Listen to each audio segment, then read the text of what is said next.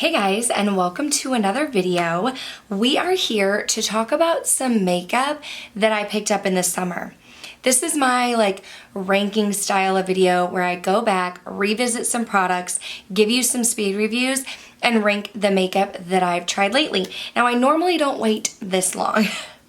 So this is makeup that I picked up in June or July. Ultimately, I would have liked to get this up in September or October, but here we are. So we are going to talk about 7 makeup products, and I'm going to rank them for you. And if you're new here, hello and welcome. My name is Kelly, and I love all things makeup and beauty. I love talking. I love makeup. I love talking about makeup. So if you like to chat about makeup too, I would love to have you subscribe and be part of the K-Bella fam. But why don't we go ahead and jump into the video.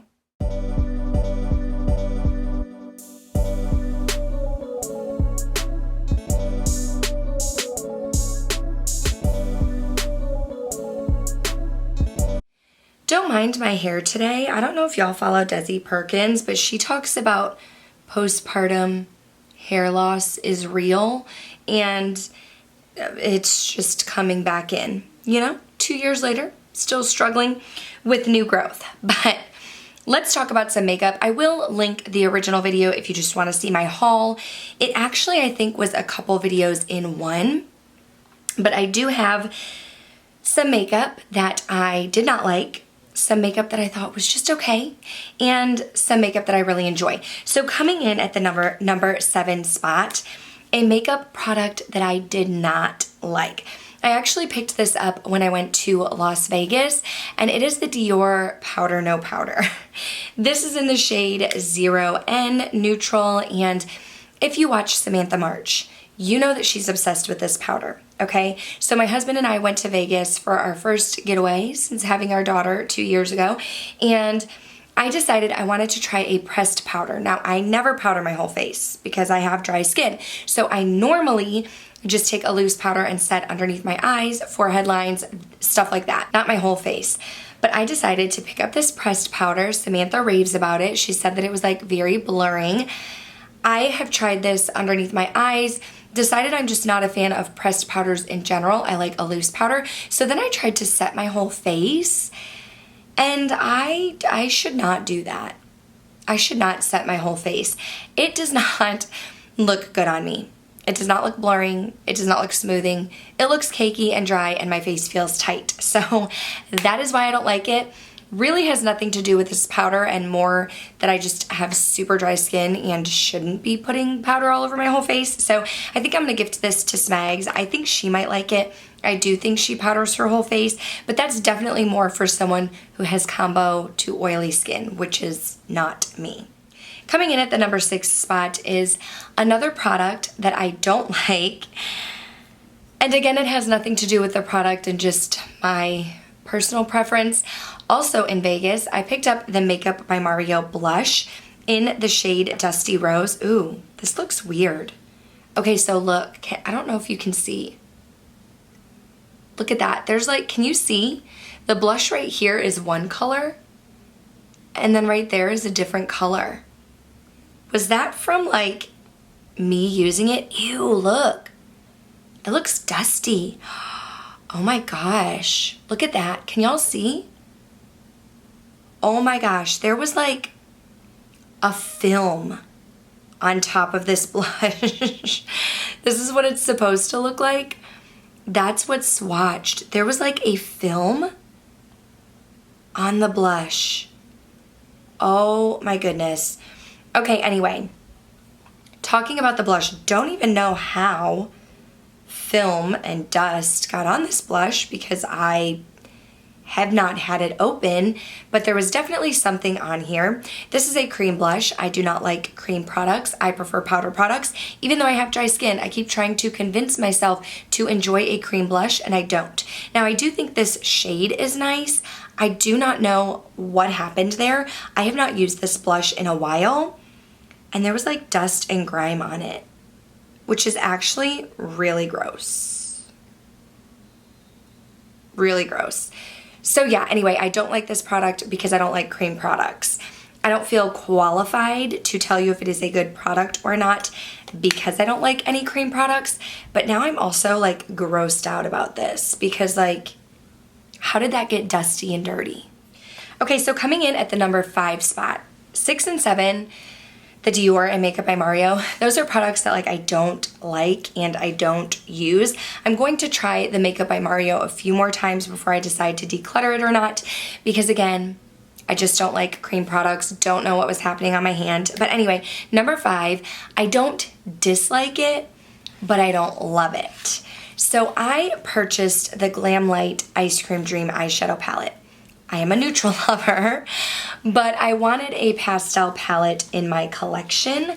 I wanted something where on the very rare occasion that I decide to play with color, I wanted a colorful palette and I wanted more pastels. So I picked up this palette. I filmed a video doing several different looks and I found that the mattes are good. They're blendable, creamy, pigmented, very light. You have to build them up, but it's the shimmers that I don't like. And I don't know what my problem is with shimmers like this, but if you are familiar with the Super Shock formula from Colourpop, that's what these shimmers remind me of. Anytime I take a brush and try to dip in, I'm really like pressing, trying to pick up the product. Not much gets onto my eyes. I don't prefer to use my hands, and I feel like these shimmers just perform best with your finger, which is not my personal preference. I really had to dig in. I already have some dents in a couple of these shadows, and I only use them once or twice. So I just don't love it. I don't think it's bad. I'm going to keep this in my collection for those rare occasions where I want a little bit of color, I want a little bit of pastel, but I wasn't thrilled with the formula. So there you have it. Coming in at number 4 is another eyeshadow palette, and this is a like, not love. GlamLite Ice Cream Dream was like not a hate, but don't really like. This one is a like, but I'm not obsessed with it. It's the Colourpop Your Golden palette.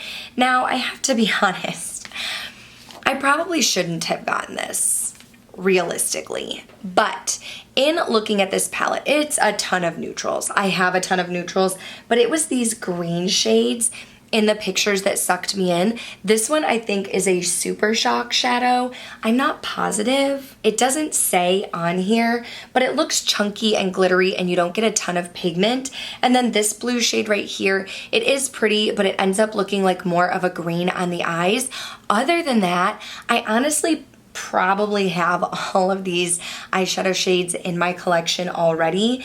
And this was one of those where like those blues kind of sucked me in, drew me in. I thought the quality was good. I thought the blendability and pigmentation was good. But since filming my video using this palette, I haven't really reached for it again. So I like it.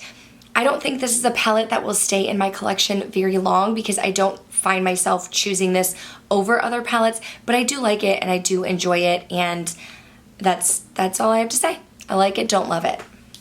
Coming in at the number 3 spot, and another like not love, is the Huda Beauty Balm Brows. Now I picked up the shade Caramel Blonde, and Caramel Blonde was a bit warmer than I would prefer.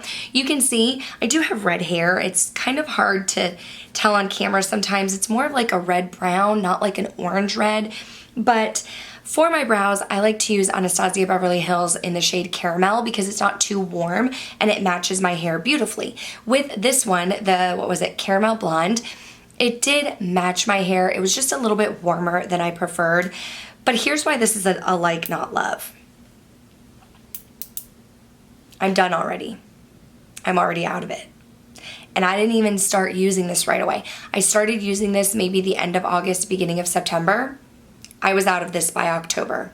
So probably a month's worth. And really, I think the reason why I went through this so quickly is because it's considered like a micro brow pencil, very, very thin, and my eyebrows are non-existent. I literally have to create a brow every time I do my eyebrows. So I just was using so much of this that I used it up so quickly. So I liked it. I thought it was good. I didn't love the shade match, but because I used it so quickly, I'm not gonna repurchase it for the $17. I'm gonna spend a little bit more, use my ABH Brow Wiz, and that lasts me several months, so I get my money's worth a little bit more there. So those are my thoughts on the Balm Brows. Coming in at the number 2 spot, I don't know if you consider this skincare or makeup. I use it as a primer, so I consider it makeup, but I did a collab or a little partnership with Look Fantastic, and I got to pick the products, and I picked the First Aid Beauty Coconut Skin Smoothie Priming Moisturizer, and I've tried this before and I really, really like it. It's just a very hydrating primer. I don't use this as a moisturizer. I know some people with oily skin say they use it as like a moisturizer primer combo. I go in with my skincare first, and then I go in with this to prime, and I do really enjoy this as a hydrating primer.